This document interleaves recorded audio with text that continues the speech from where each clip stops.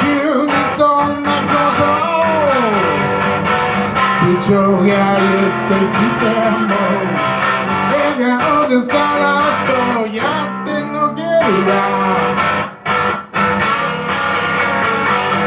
何も感じてないとあなた思ってる。いろいろあるのよ、わからないでしょう。好き好きのこと、子供の野球のこと、 PTA のお母さんたちのあれやなこれやないろいろいっぱい想像して歌ってみたけど、君らのことやっぱり全然わからない。永遠に俺たちのベイベー本気とくばまニャニャうるせえロックンロールこねてちゃ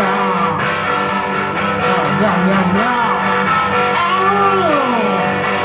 それを見上げて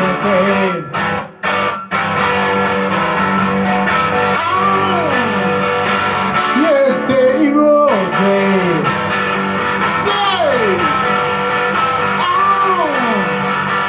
星を見上げて、oh yeah. 言って言おうぜ。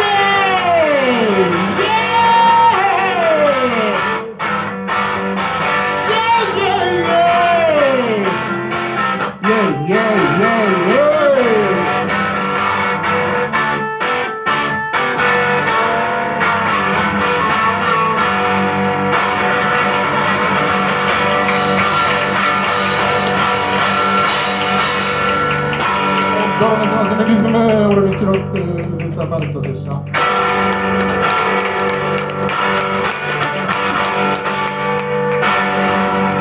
もありがとうございます。